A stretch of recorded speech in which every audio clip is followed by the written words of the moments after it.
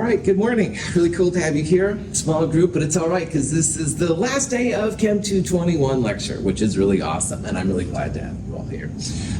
For those of you in section 01, all right, today we'll just do a review. At 1:10 p.m., we'll meet in 2501. Problem set 6 is up, quiz number 6 after that. The hydrogen spectrum lab is what we'll do after, and that is due at the end of lab today. And again, it should be no problem getting it done. Now, next week is finals week. We won't have lectures, there won't be regular labs, that kind of stuff. So for those of you in section 01, Monday morning, very early, I will release the lab final. And the lab final is something I want you to print off and complete. I believe there are 6 questions, that's right. And they're just over the labs we've done this quarter, all right? So I'm hoping there's no big surprises, but you never can tell. Then Wednesday morning, 8:45 in this room, 1303, we'll meet and we'll take the lecture final.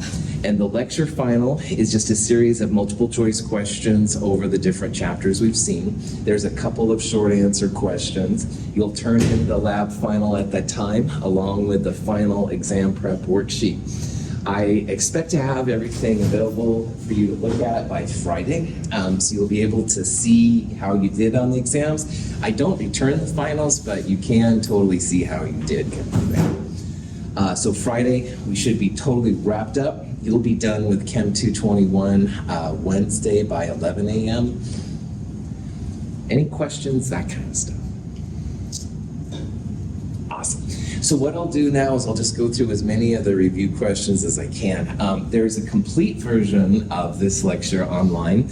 It's the complete lecture for the final exam review, something like that. If you can't find it, let me know. I'll send you a direct link to it. You can see it. Yeah, John? What did you say we're doing in class on Wednesday? Cool. So Wednesday, 8:45 a.m., this room, you'll turn in the lab final, which you can get Monday morning. So print it off and complete it. So you've got lab final to finish between Monday morning and Wednesday at 8:45. And then when you come Wednesday 8:45, we'll do the lecture final, John. And that's 32 multiple choice questions, 4 short answer questions. Then you're good to go. And that'll be on like a piece of paper? The lecture final will be, yeah, paper, that's right. I really want you to turn things in by hard copy if possible, just because it's easier for me to do and stuff, yeah. So yeah, the lecture final you'll do in this room, it'll go 8:45 to 11:45, so you have like 2 hours to complete it. Good. Other questions? There's no dumb questions, especially this week, man. It has been my honor to have you in class this quarter. I would love to see you, of course, in Chem 222 next quarter, but I know wherever you need to go, cool having you here now. All right, let's do this. Now, I kind of ended with this question on Wednesday, and I think I'm just going to show you how you would do this problem. This is very relevant to the lab we're going to do today. This question basically says to take an energy in kilojoules per mole and turn it into a wavelength in nanometers. And this is something that's very common with this kind of area. Now, there's several steps involved, but the first step you need to do is turn the kilojoules per mole into joules per photon, all right? And when you get an answer in joules per photon, they're always really small numbers, all right? So some people I've seen have been calculating numbers, joules per photon, which are 10 to the positive 26 or something, and that's because you're not dividing by 10 to the 23rd, you're probably multiplying by it. But anyway, when you do that, so you can see here 182.3 kilojoules per mole. Avogadro's number, we need that yet to get rid of the mole. So 1 mole is 6.022 times 10 to the 23rd. Now for light, that means this is photons, all right? So a mole of photons is 6.022 times 10 to the 23rd photons. And then also to get rid of the kilojoules, you multiply by 1,000 joules per kilojoules. So you end up with a very small joules per photon. And what that's saying is that each photon has a very small amount of energy.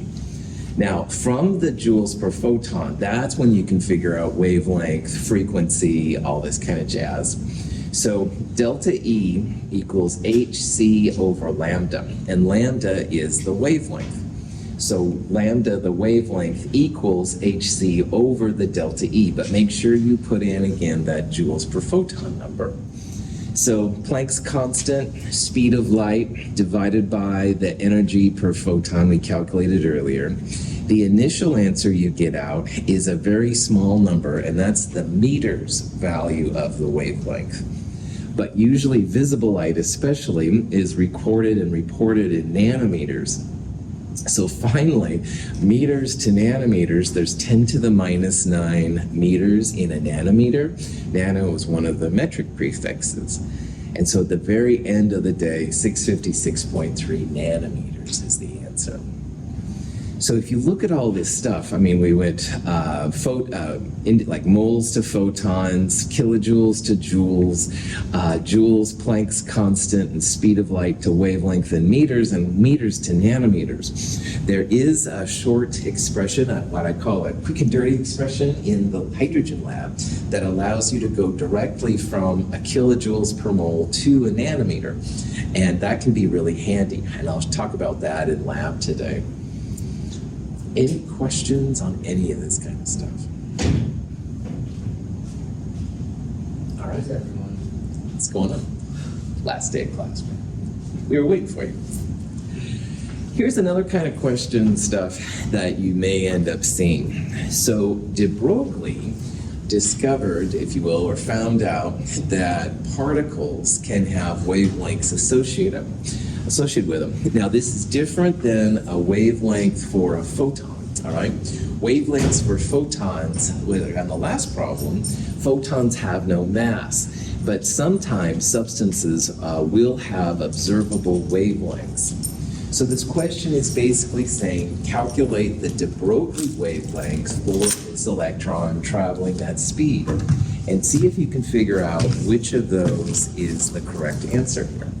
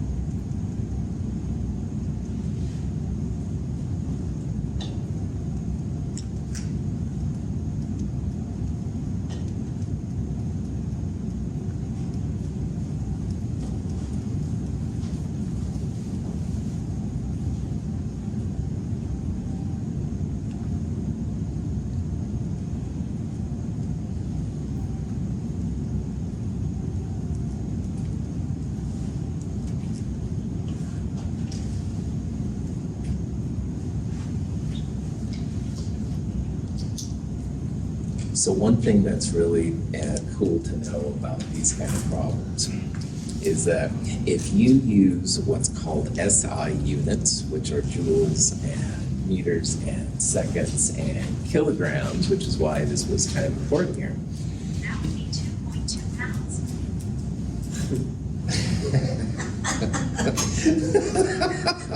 Shut up, Siri. I thought I had that turned off. Apparently I don't. Need to look at my settings a little closer. Sorry about that. Drop that back on. Anyway, wow, I wasn't expecting. Anyway, the answer you're going to get out for wavelength in distance is always going to be meters, all right? So H is joules seconds, mass in kilograms, velocity is meters per second. When all the units are said and done, the initial wavelength you get out will be a wavelength in meters. So that's a little bit of this stuff. Now, because of the kilograms in here, you need to turn, first of all, the grams to kilograms and then start plugging and chugging. Now, initially, the answer that comes out is 6.06 times 10 to the minus 12 meters, all right? And so meters is cool, but that doesn't match up with any of these different values. So because nanometers is kind of a key thing here, there's 10 to the 9th nanometers per meter, or 10 to the minus 9 meters per nanometer, 6.06 times 10 to the minus 3 nanometers. So in this problem, grams to kilograms, Planck's divided by kilograms, and that velocity gives you the wavelength in meters, and then meters to nanometers, 50. Any questions on it? Cool. So de Broglie's wavelength expression is really important because when we draw like 1s's and 3p's and all that jazz, those are the areas that the electron is most likely going to be in. And electrons are behaving like waves, and that's another really weird thing. So I've used Clifford a lot as an example. We had like a jumping rope and we shook it up and down, right? And the wave was a standing wave, and that's what we're seeing when we draw these S's and P's and stuff like that. So electrons as waves is really where de Broglie really fits in, and that's why it's kind of a cool thing to know. Now, when you take all that quantum stuff and you put it together, you end up with quantum numbers. And knowing what a valid set of quantum numbers is a really important part. So see if you can figure out which of these 5 is not a valid set of quantum numbers. So 4 of them are legit, but 1 of them is wonky. Nice science work. See if you can figure it out.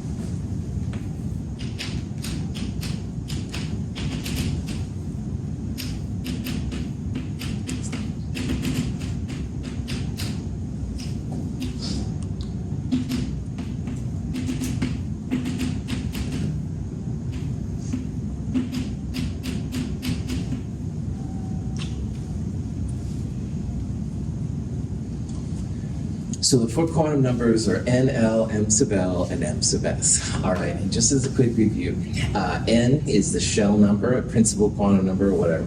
Always starts at 1, goes up to N minus, up to infinity in theory, in whole numbers. So never 0, never negative, not 1.5, et cetera, et cetera. Now, L depends on N. So if you know N, then L goes from 0 up to N minus 1. M sub L depends on L. So M sub L goes from minus L to 0 to plus L. And finally then M sub S, which isn't listed here, but if you had it, M sub S is always plus 1/2 or minus 1/2. Those are the only allowed values. So if you look at the first one, well, actually, let's look at all these n's. These are all positive numbers, whole numbers, so all of the n's are okay, all right? If you saw like an n of 0 or an n of -4 or something like that, those would be bad, but these are all okay. Now, L can be no bigger than n minus 1. Excuse me. So if n equals 4, L can be anything up to 3, all right? N and L will never be the same, hint, hint, hint. So L of 1 is all right. L for n equals 4 would be 0, 1, 2, and 3, all right? You could go up to 3, to always start at 0. Now, M sub L depends on L. So M sub L will be everything from minus L to positive L. So in this case, that would be minus 1, 0, and plus 1. M sub L minus 1, A-OK. Good to go. Next one you can see is similar. L can be no bigger than n minus 1, so 5 is legit. And M sub L can be anything between minus L and positive L. So that would be minus 5, minus 4, minus 3, minus 2, minus 1, 0, plus 1, plus 2, plus 3, plus 4, plus 5. All right. 0 values are often okay with quantum numbers. All right. So if you see a 0, that doesn't mean a bad number or something like that. This is a legit quantum set of numbers, which is totally cool. However, which a lot of you are doing a really good job seeing, if n equals 2, L cannot be equal to n. L can be no bigger than n minus 1. So C here is a bad quantum set because of the NL part, all right? This part is okay, N and L is fine, M sub L minus L to plus L, 1, 0 is okay, M sub L is going to be 0. Any questions? Quantum numbers like that. Cool. Okay, another thing that's used a lot is what's called NL notation, all right? So when we write 1s, 2s, 2p, etc. for electrons, that's using this NL notation. So given this information, see if you can figure out what type of orbital this is, i.e. what's the NL notation for this particular set of quantum numbers.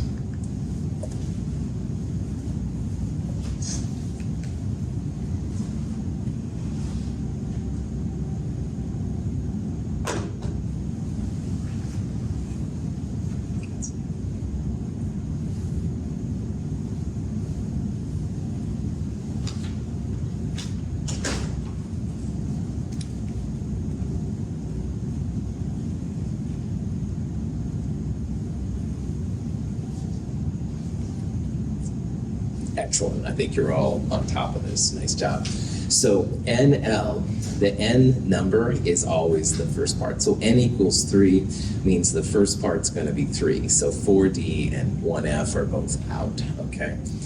L equals 1, that's where we use the SPDF, GH, whatever if you want to. So L equals 1 means you're going to have a P designation. So this would be a 3p orbital. Every time you see L equals 1, think P. We can't have a 3 next to a 1. That would look like 31, all right? And you could have an N value of 31 in theory. So scientists use this NL part. Energy depends on N and L, so that's why this is important. So we use these weird letters and stuff sponsored by German-speaking people to understand what this all plays out. Any questions on? Sweet. Okay, here's another type of problem. Let's say you have a subshell with 7 orbitals, and the question is, what is the value of L for this subshell? All right, so this is a question about number of orbitals, and if you have the L value, how can you use that to get an answer of 7? All right, see if you can figure out what that means.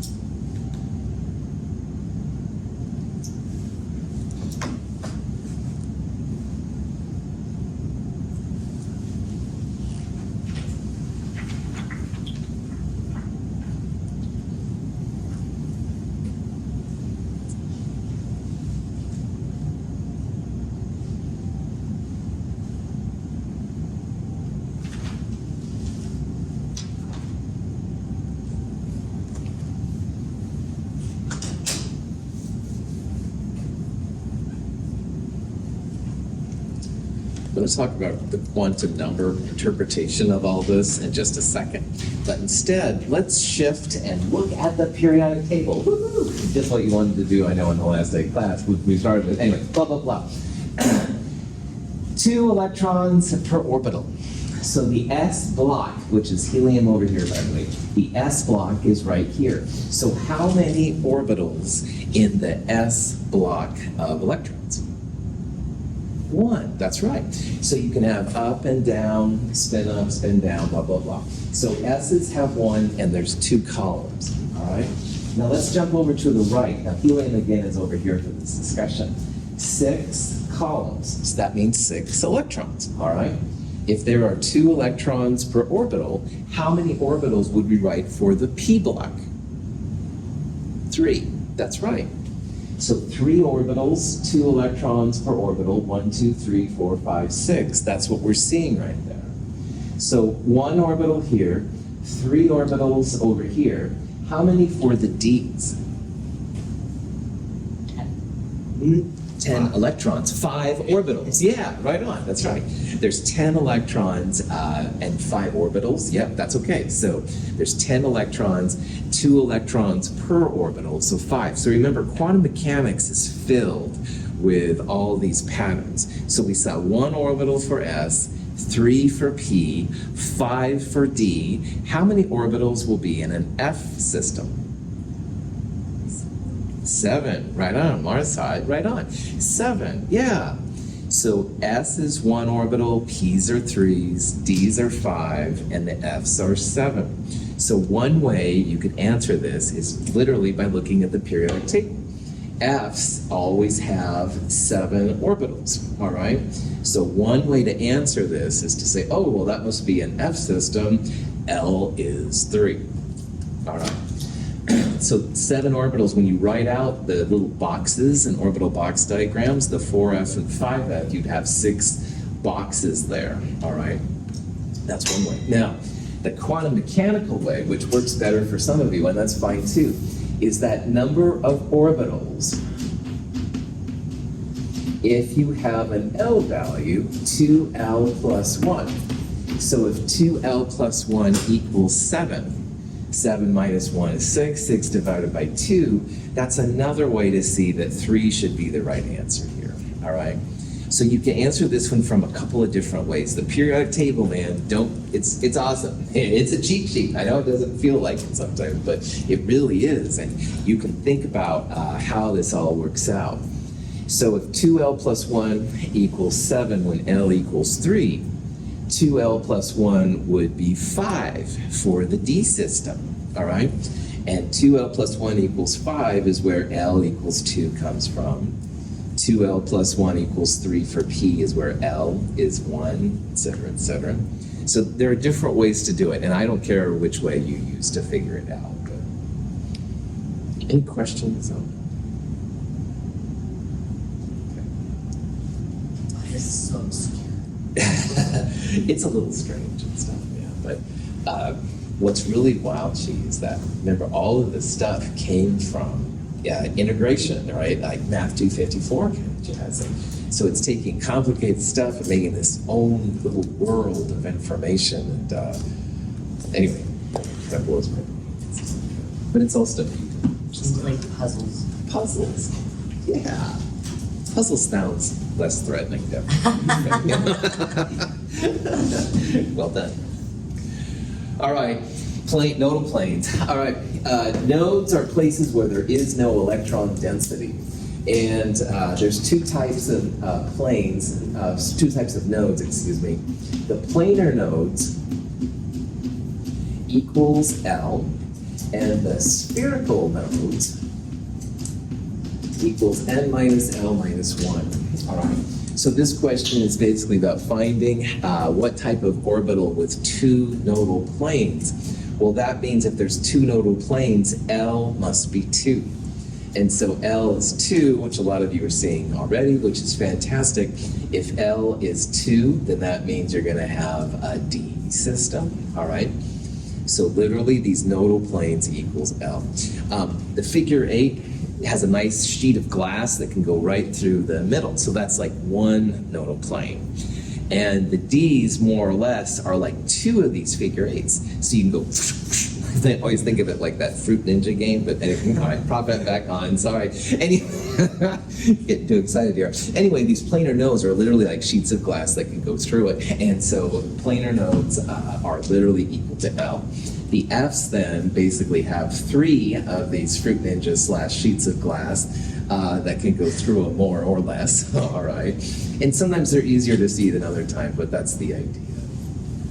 All right, questions on that? That was a weird description. Spherical nodes. If you have two spherical nodes, then n minus L minus 1 has to equal 2, all right? So what you want here is some combination that's going to give you a value of 2. So see if you can figure out which of those is going to give you two spherical nodes. So think about the n value, think about the L value, and then see about n minus L minus 1 equals 2.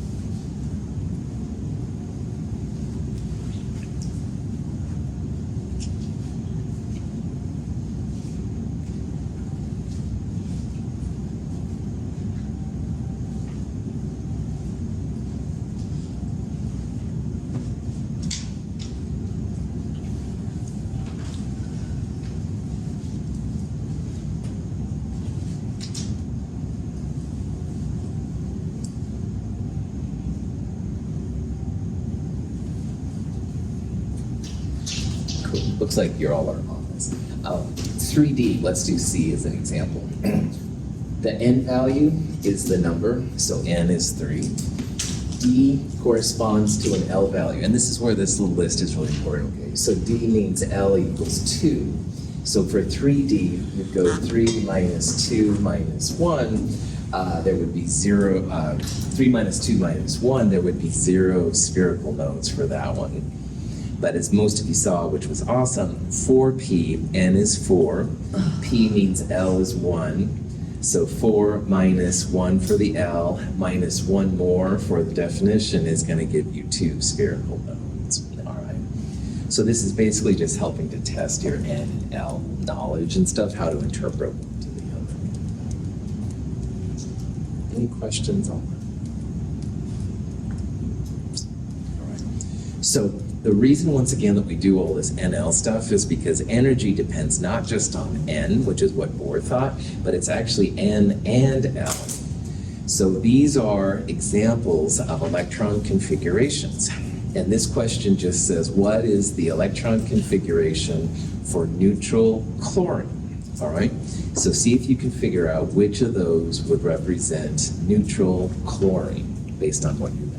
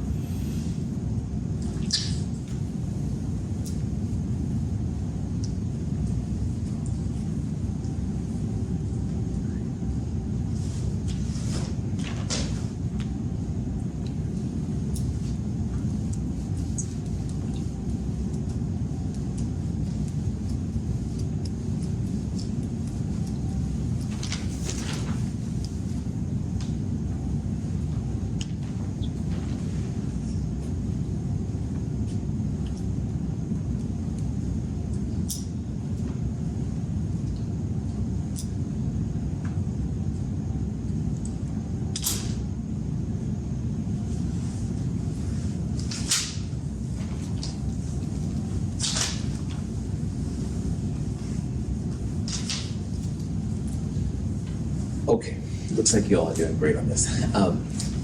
The ultimate way to answer this question, you can create an Aufbau diagram, or you can read the periodic table, et cetera, et cetera. I'm kind of leaning towards Aufbau. I wrote, to create an Aufbau, it's really easy. You start with 1s, and you go straight up with s's. So 1s, 2s, 3s, 4s, 5s. Then you skip one, so there's no like 1p. 2p starts right there. And then you go 2p, 3p, 4p, 5p.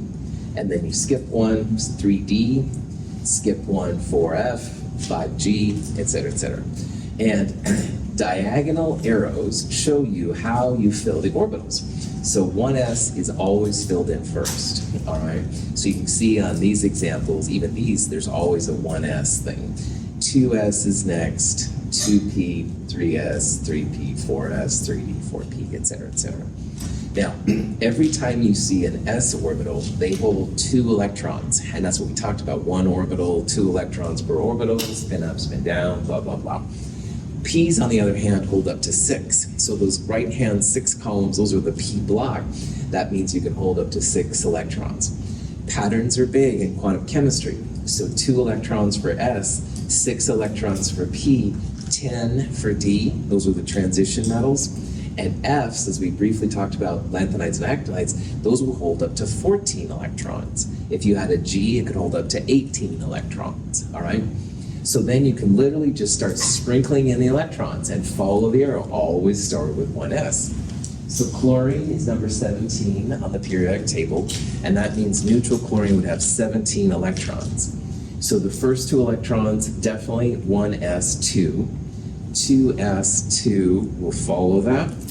2p6, because p's have 6, remember d's have 10, et cetera, et cetera. But after 2p, you go 3s2. And then at that point, you've got 2, 4 plus 6, 10 electrons total. 10 plus 2, 12. We have 17 electrons. It's okay to leave a orbital slightly empty. So in this case, you would definitely want answer B, all right? 1s2, 2s2, 2p6, 3s2, 3p5. You run out of electrons before you get to the filled 3p, but that's okay. 3p6 down here would be chloride, Cl minus. This one right here, 3s5, doesn't make sense because s's can only hold 2, all right? This one right here would be fluorine, et cetera, et cetera. Any questions? Cool. Now, here is another neutral element configuration. I'd like you to try and figure out which one it is. Now, this one is listing 4s after 3d, and I want to talk about that.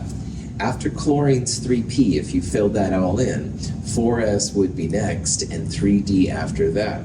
We'll talk about in a little bit why 3d is listed before 4s, but when you fill it in, 4s is filled in first, and then 3d after. So use all that information and see if you can figure out which element that would represent.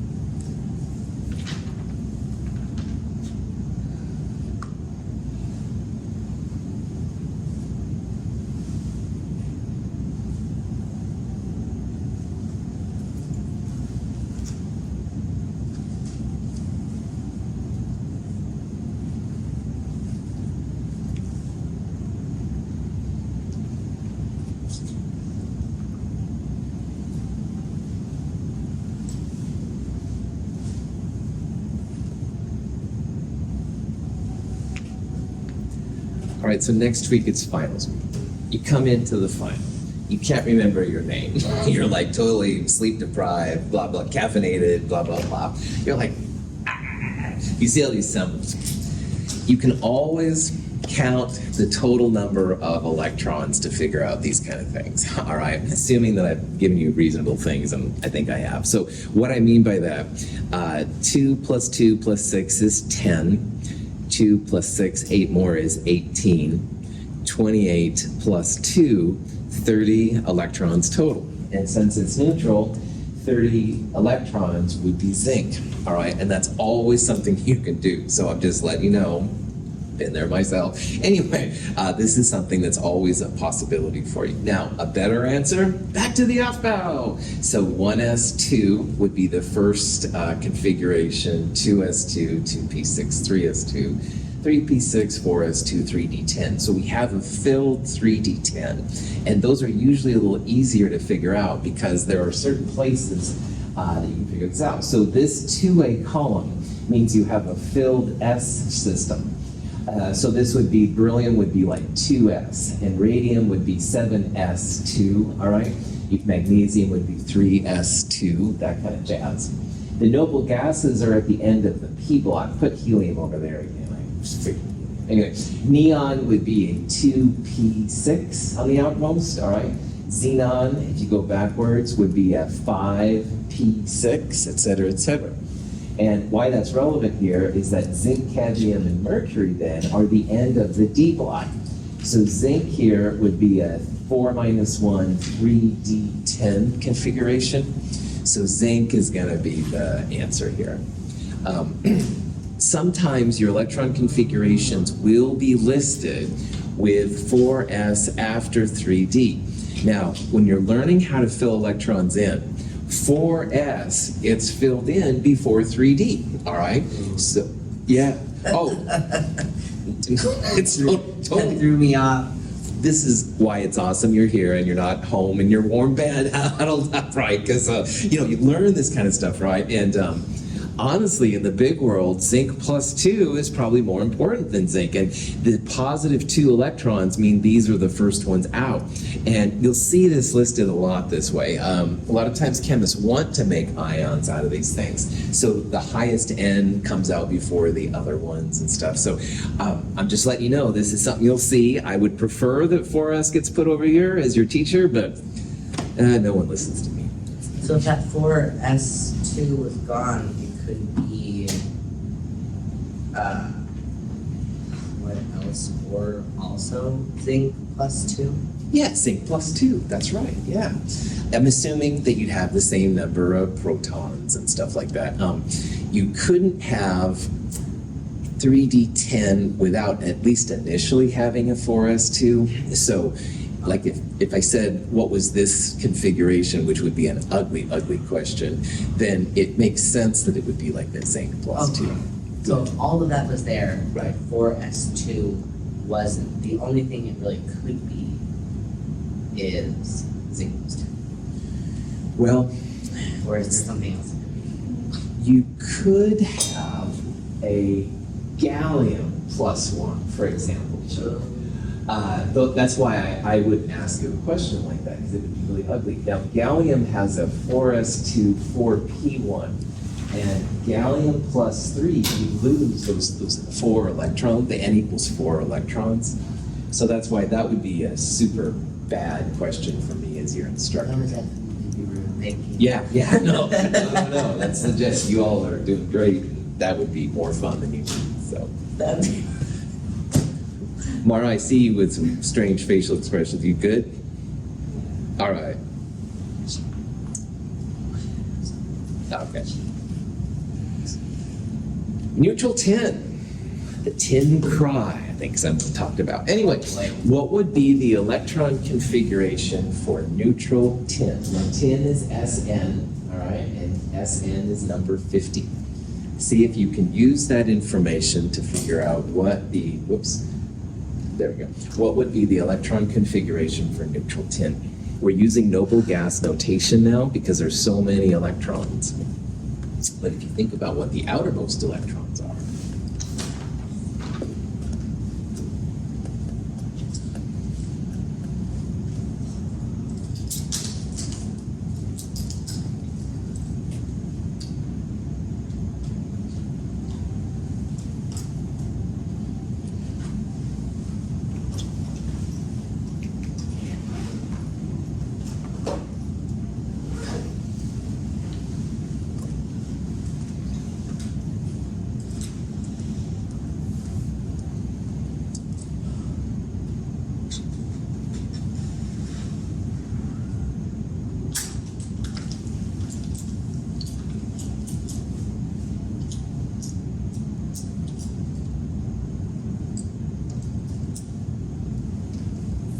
Outstanding. When you get to problems like this, all right, find where it is on the periodic table, number 50. Going backwards to the most recent noble gas, you would get to krypton, all right? You can't use xenon. Darn it! All right, but anyway, krypton would be the core. So it's going to be a krypton core. It's not going to be argon, neon, or xenon, so that kind of leaves it right there.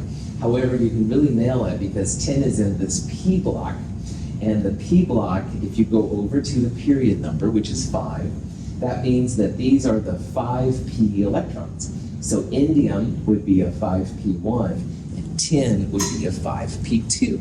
So this is where the periodic table can really help you out and stuff. So to figure it out, these are all NS2 and P2. Sometimes people will say it with a noble gas configuration, which is weird.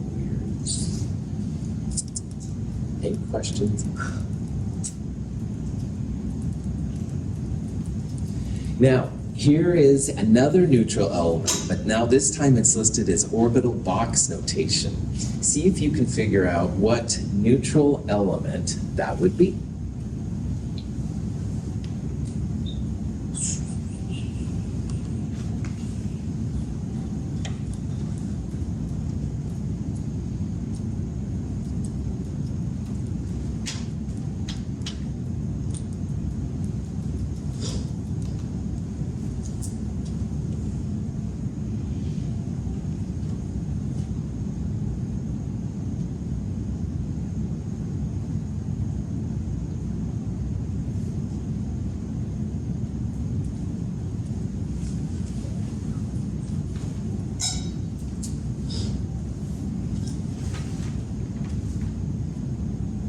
Excellent. So 3p4, 2, 3, 4 would be 3p4. N equals 3, go over to the p block. Aluminum 3p1, silicon 2, phosphorus 3, and like you saw, sulfur then is going to be 3p4. Nice job. Cool. All right, I think we have time for one more question. And this is similar to the other one, so don't worry about that. Here's what I'd like to do. Let's do an ion. What's the electronic configuration, i.e. the electron configuration of phosphide? So it's phosphorus with a few extra electrons. And see if you can figure out what that's going to be.